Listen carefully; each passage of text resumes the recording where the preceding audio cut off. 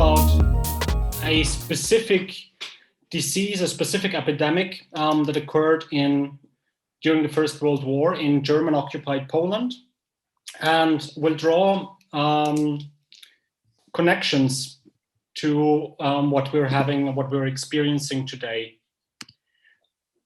To start, the pandemic that changed our lives so much since the beginning of this year has not only brought suffering and death on a large scale, but also a notable rise of racist stigmatization of ethnic groups as supposed carriers and spreaders of the disease.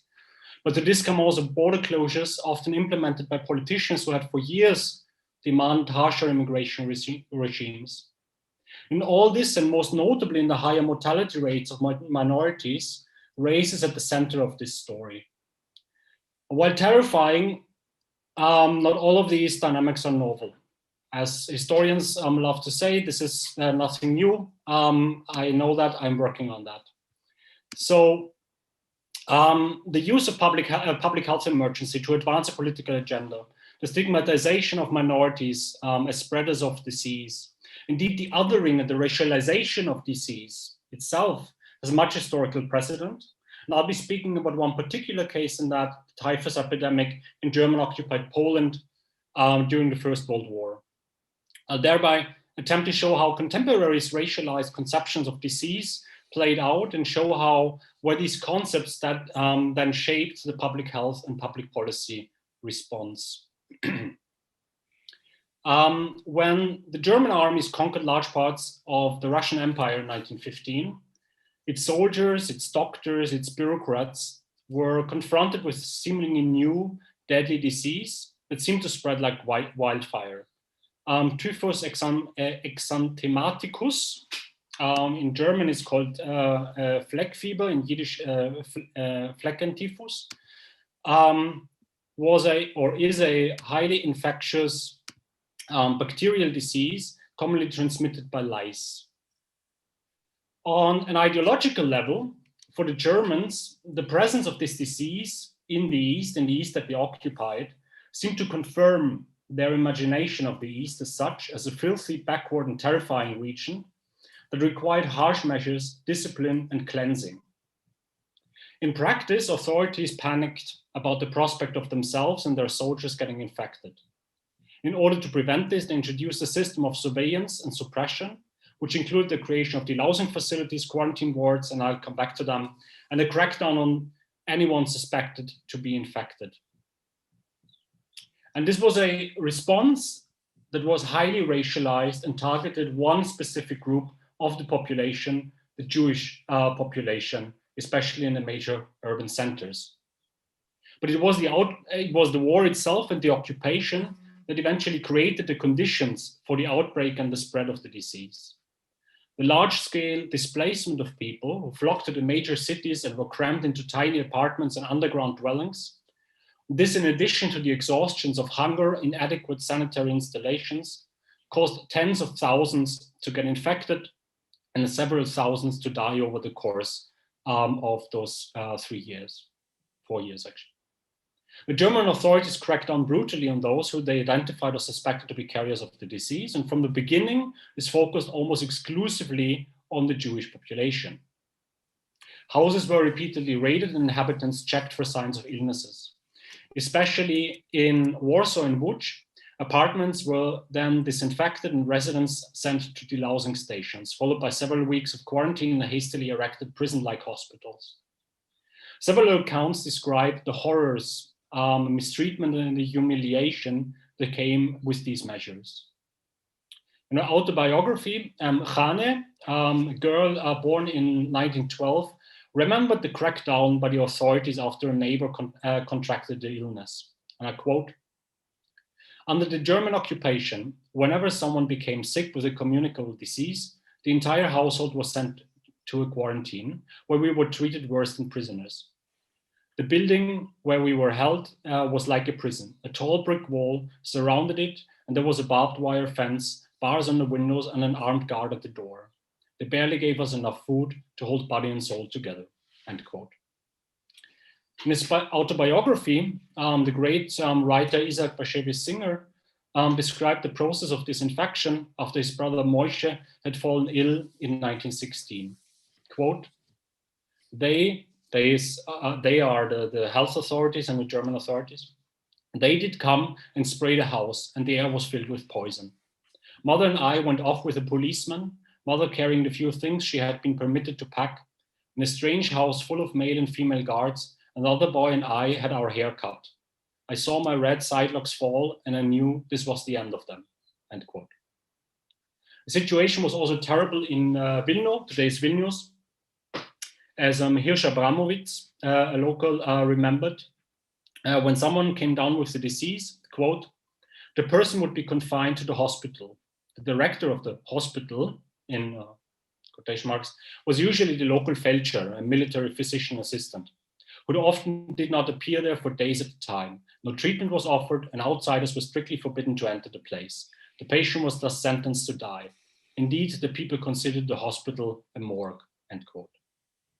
Naturally, given these conditions, given these circumstances, and given these brutal measures by the regime, many people were terribly afraid of the prospect of being sent to these disinfection and stations and to the hospitals, and tried to avoid being detected by the authorities. As one observer noted, the mere mention of the disinfecting station sent terror into the hearts of the Jews, end quote. Jewish community leaders did their best to respond to the outbreak of the disease. However, seemingly losing control of the situation, the German authorities' focus increasingly shifted away from a medical problem of treating an infectious disease towards identifying and tackling a perceived racial problem that was the infected people themselves. It is, and I quote here, it is a truly Jewish fever, wrote Gottfried Frey, the German chief medical officer in occupied Poland. Indeed, the authorities came to see typhus as a Jewish racial phenomenon, affecting not only the urban proletariat and refugees, but everyone, merely because of one's Jewishness. The Pole, Frey, the German chief medical officer, reported, was, quote, by nature cleaner than the Jew, end quote. If non-Jews did contract the disease, it was because they had been in close contact with Jews, or because, quote, they had adopted the filthy habits of the Jews, end quote. So in this mindset of these German authorities and the people who shaped the medical response, getting the illness was understood as a form of becoming Jewish or violating the boundaries of race. And this is what determined the response. The German authorities assessed, the medical professionals assessed that about 95% of those infected were Jews. Other sources point to lower numbers, but they're actually, neither of them are relevant because the statistical data from occupied Poland collected in this context is completely unreliable. The mortality rate amongst non-Jewish Poles was notably higher than amongst Jews. In Warsaw, 13.4% compared to 6.4%.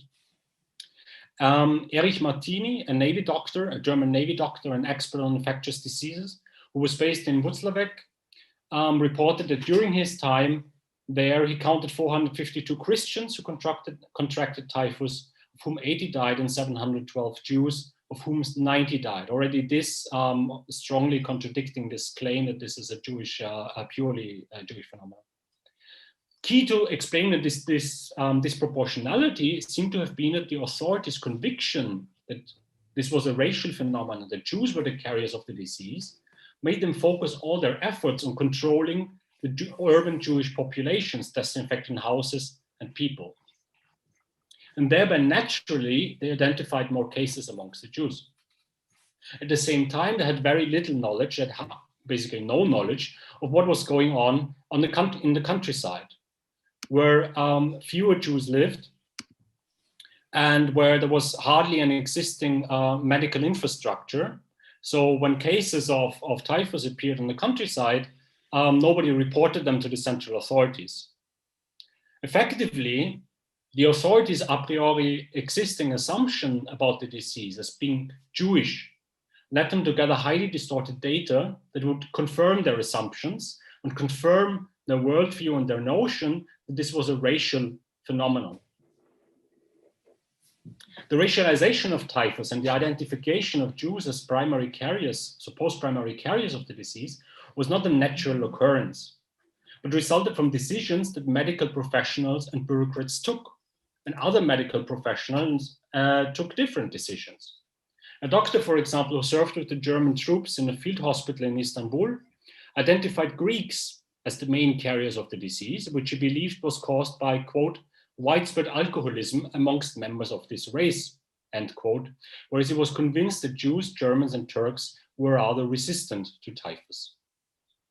Depending on whether doctors decided that racial categories were relevant to an understanding of the disease or not, they reached different conclusions.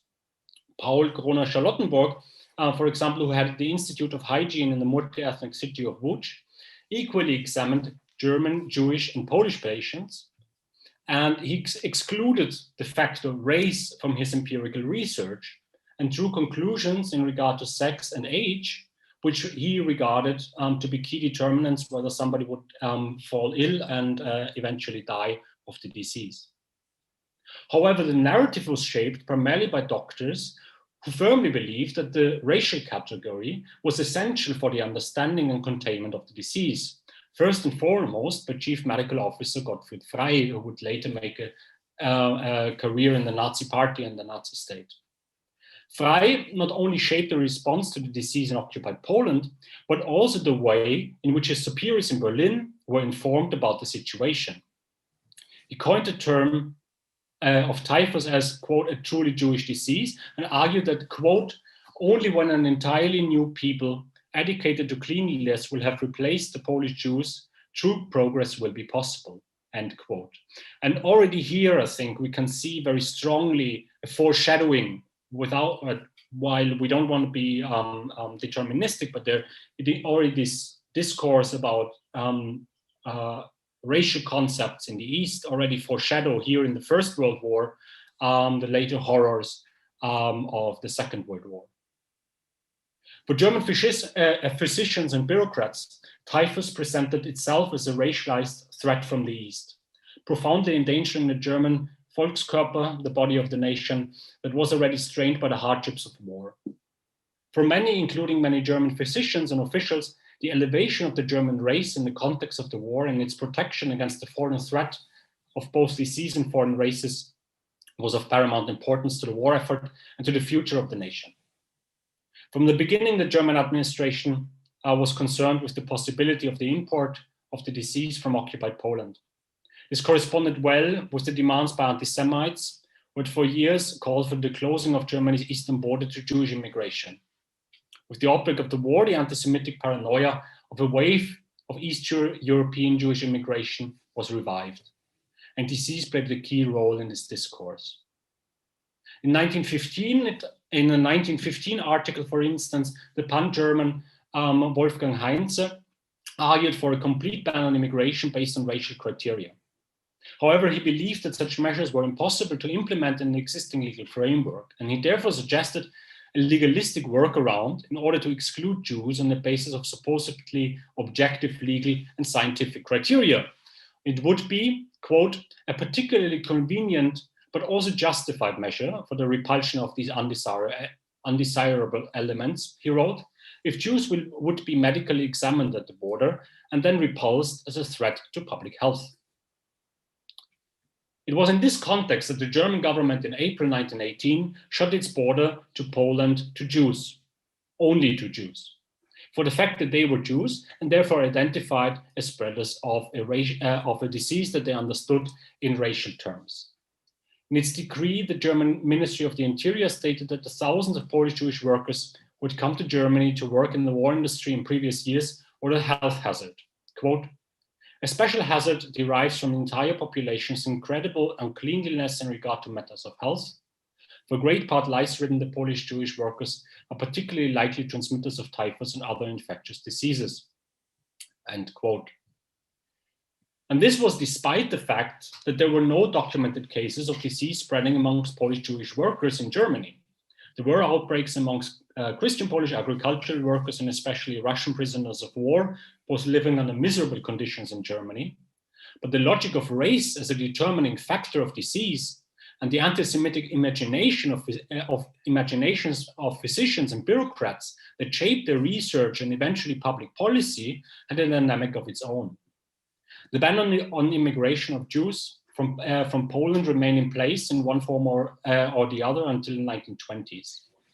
The idea of Jews, especially from Eastern Europe, being carriers of disease, while it had existed before, came to be an absolutely central feature in anti-Semitic conceptualization of the world, and especially in Nazi propaganda, with all its horrors would be inflicted in the Second World War.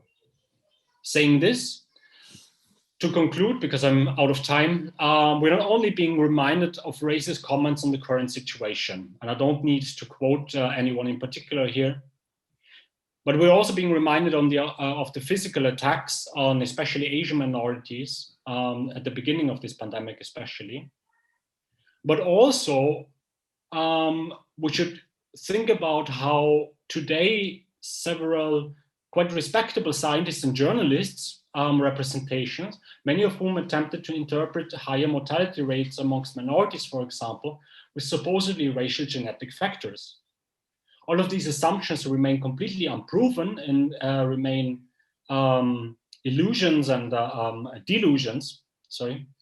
But it speaks to the depressing longevity of the pseudoscientific racial conceptualizations of disease that are so prominent, have been so prominent in the past and continue to play a role.